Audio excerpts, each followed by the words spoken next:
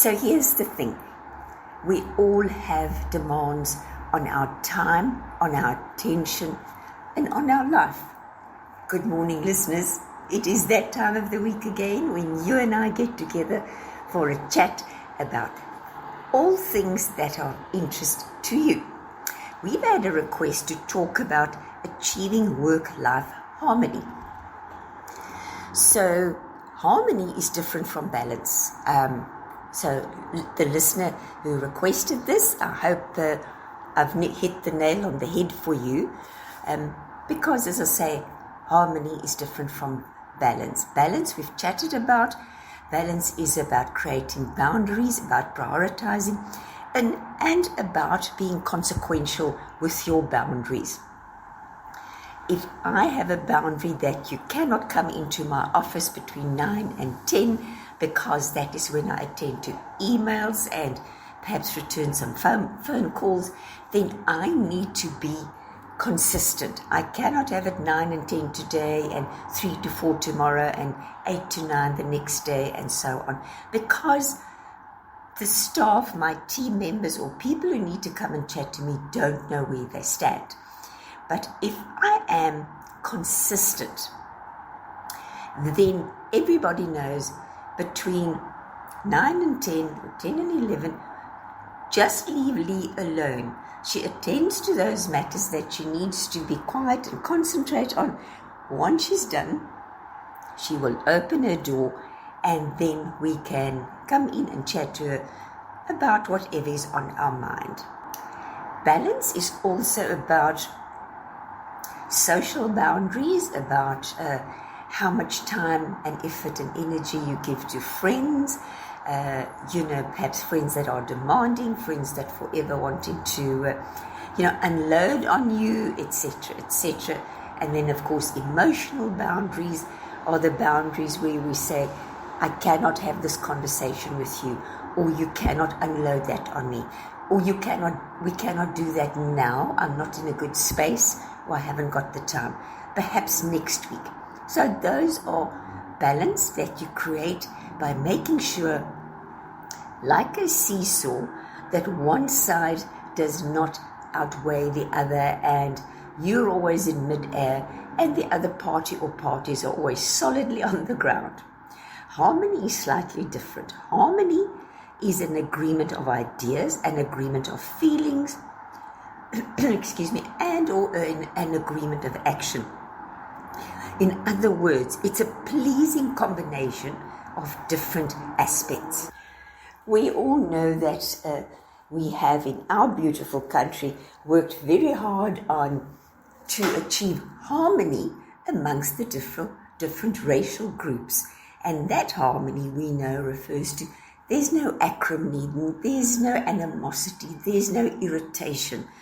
So again, listener, I hope when you said work-life harmony, that this is what you are referring to. And then I assume that there is some kind of, let's call it irritation between your work life and your home life. Now, first of all, you need to identify the areas where that irritation is occurring. It could be you always expected to work a bit overtime. Maybe you've got an employer who says, well, I know it's your home time at 5 o'clock, but, could you just stay and finish this? Or could you just quickly do this memo for me? Or that expects you, or you feel the pressure to go in early so that you can get on top of it. Or you're forever being contacted outside working hours. There's a text coming in, there's a WhatsApp, there's a phone call, there's an email, please check your emails, and then you have to rush to your laptop or take the message and attend to something that your employer has delegated to you. There's also a case of just being out of whack at work, and then if do you feel that you are overworked, that you're not coping? And generally, the explanation is either you've got too much work and you're expected to do the work of two people or more, or perhaps you're out of your depth. You know, listeners, there's something called the Peter Principle, and that is where someone is being promoted beyond their capabilities. And the typical example is where someone is really good at their job and they're excellent at it, and management feel, you know, Lee is so good at this, she really deserves a promotion. But that promotion is just that step too far. And all of a sudden, I'm just ever so slightly out of my depth, out of my comfort zone. And over time, that pressure builds. So I leave that to you to assess. And it takes a bit of guts to say, you know what, I'm out of my depth here. But let's get back to the harmony. So harmony, once again, is about boundaries. It's about identifying the areas that are irritating you, or perhaps a person, again, that's irritating you, that is causing disharmony. Because disharmony is where there is let's say, a chafing. It's like that pebble in your shoe. It doesn't worry you too much, but by the end of the day, you've got a huge blister. Is that what's happening? So is that coming from work? Are you, as I said, are you staying late, going in early, taking work home, going in over work weekends to attend to something or meet a deadline? Or have you got an employer that's forever contacting you after hours with some request or another? The opposite can, of course, also happen, and I've seen that, where family is unreasonable, where you've got a partner who's forever expecting you to help him or her with something and go get to work late, or please, can't you just come home early? I need you to pick up the kids, or do this or do that, or whatever, or take time off because, you know, I need you to do X, Y, and Z. And if you don't, then it's, well, I'm not that important, we're not that important, your job's more important than us, or those kind of manipulative statements that leave you in utter despair because you're damned if you do and you're damned if you don't. If you don't do it, your partner's cross with you, and if you do it, you're in hot water at work, and you're in the middle of this very difficult situation. Perhaps you're expected to regularly take a day off to help your partner with. Now, obviously, listeners, here I exclude emergencies. If you've got a desperately ill child or someone who's been injured, nobody's going to argue about you going home and attending to that. I'm talking about a regular occurrence where this has become a pattern, and it's a pattern of, again, abuse and manipulation by your family or a family member. I actually did some staff training last year for a company, and the manager of this particular branch, his wife, they'd had a baby. The baby was about 3 months old, I think, or so. And this training happened on a Saturday afternoon because of their work environment. And the wife kept on calling him throughout the afternoon's meeting, training, staff development. And I imagine just hacking at his life about when's he coming home, how long's it's, and he'd be disappear for 20 minutes at a time. And of course, I had to make the call about just everybody now sit and twiddle their thumbs and stare into the middle distance while he argues with his wife, or do we carry on and he loses out? So everybody's affected by that, by his inability to have a boundary. And that's, again, where it comes to boundaries. You have a boundary and say to your family, you know what, this is work time. That is something you're quite capable, if you apply yourself a little bit, to manage on your own. I am going to work. And if you do that consistently, boundaries have to be maintained consistently, your partner will learn to not bother you with nonsense, because he or she cannot be bothered to put themselves out ever so slightly to deal with a particular issue. It can come from children. And again, yes, parents, it's important for you, if you're at all able to go and watch your children's important sports events. You don't have to go to every soccer practice or rugby practice or netball practice twice, 3 times a week, but go to the matches. Normally they are, thank goodness, on a Saturday, except cricket. I remember when my son was playing cricket Wednesdays and Saturdays, Wednesday afternoons was a match day, I think for rugby as well. But, if you once a month or every so ask for an afternoon off to go and watch this where possible. Not everybody can do that. I think if you're in certain professions, if you're a doctor, you cannot say, well, just cancel my consultations, I'm off to watch cricket. It may be a little bit more problematic and difficult. And then, so boundaries are important. Have the discussion and say to your family, look, this is my job. This is what it entails. And I cannot just do X. So you are going to have to find a way to deal with what you have to deal with, just as much as I have to find a way to deal with what I have to deal with. So boundaries, priorities, and being consistent about those things create harmony. As in any relationship, I cannot, years ago when we lived in Johannesburg, we had a pool. And I said to my husband, well, he looked after the pool, and one day he said to me, won't you please just go and check the pH and so on and so forth? I said, no, I'm not doing that. That is your job, and unless for some very good reason you're not able to do it, it will wait till you get home this evening, or you can pop out. It takes 10 minutes before work. And no, because I knew that it's the thin edge of the wedge. So, then let's just do the pH. Oh, won't you just clean the weir? Can't you just scoop out the leaf? And so it will become my problem over time. And before you know it, the pool and its entire upkeep is now my responsibility. It was a boundary. I had the same with mowing the lawn. Ladies, those of you who mow the lawn, great. If you enjoy it and you accept it, that's wonderful. We all have different boundaries. They're not a one-size-fits-all. I don't want to know how they switch the lawnmower on. I don't know whether it goes forwards or backwards. I don't want to know, because before you know it, it becomes your problem. So don't start something that you have no intention of seeing through. And so those were 2 areas that I had a firm boundary. Maintaining the pool, mowing the lawns, not my problem. And that worked fine. He knew exactly it was his responsibility. I knew which were my responsibilities, and never did the twain meet.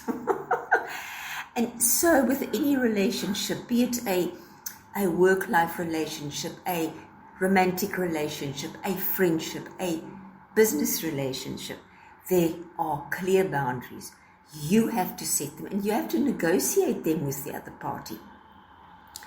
That means before you go into your negotiation, like in any negotiation, you know what you are definitely not prepared to move on, and you know what you're prepared to give on, so that you have something to trade with. It cannot be I win, you lose. That's not negotiating. Then the loser is unhappy, feels cheated, and that leads to further disharmony in the relationship. And then lastly, listener, habits. What are your personal habits and values? Are you punctual? Or are you regularly drifting into work late, or, lunchtime overshot by 10 minutes, and then just going home 5 minutes early? After all, what's 5 minutes?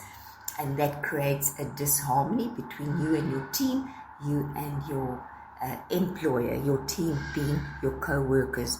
They all think, well, I'm staying here. I go 5 minutes later just to make sure that, I leave my desk tidy, etc. And he or she's forever nipping off or breezing in 10 minutes late with some excuse about traffic. If the traffic is bad, leave earlier. Simple. That habit, that discipline of, I get to work 10 minutes before time, I leave 10 minutes later, or on time, but certainly not 1 minute earlier. You sabotage yourself, you sabotage your image, and you become the irritation in the company, in the team, in the department, the one who's forever just ever so slightly left of center. So be punctual. Obey the rules. As I've discussed before, I think rules have a purpose.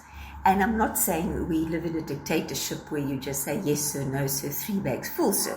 But if you don't like the rules of the company, resign. But I cannot be the only one in a company who has rules and I feel I'm totally entitled to flout them.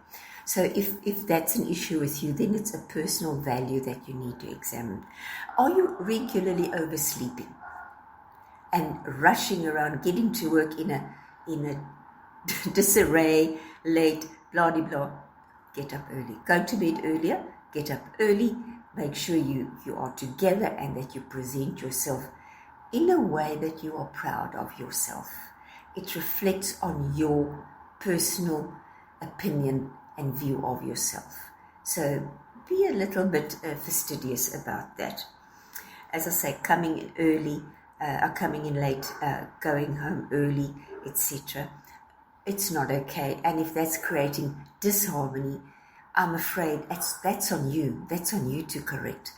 And as I say, if it's any of the other things, if you're influenced by family in a way that is not creating harmony between work life and home life, then you have to sit with the family and say, listen guys, this is my job. I'm expected to be at work at this time. Everyone else is.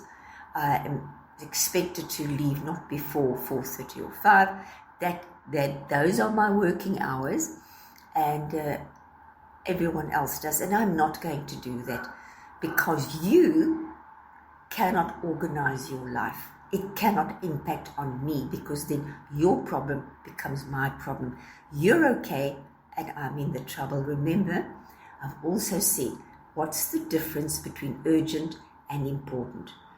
Urgent normally gets other people nearer their goal or desired outcome, not you.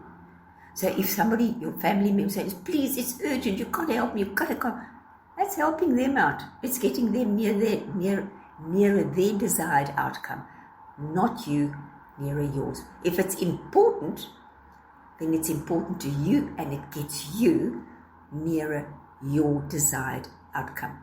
And that way, there are clear boundaries. We all know where we stand. There's black, there's white, there's no grey area. I don't do it some days and some days I do and then I don't. And so nobody, including myself, don't know when I should say yes and when I should say no. There's a hard and fast rule. I don't do that unless it is a genuine and let's say medical emergency. And I don't mean a stumped toe or little Peter's fallen off the monkey bars and he's grazed his knee or he's got a bruise and the teachers are not concerned, but you feel you need to rush home to see to the little darling. They'll be fine, I promise.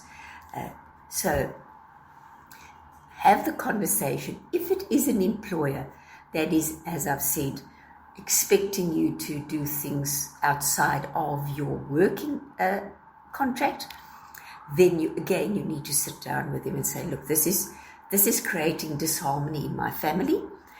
This is creating disharmony within me and my internal balance, and I can't carry on doing this. So I'm asking you to please not contact me outside hours. And depending on your job, of course, you can say, if it is a genuine, warranted emergency, of course.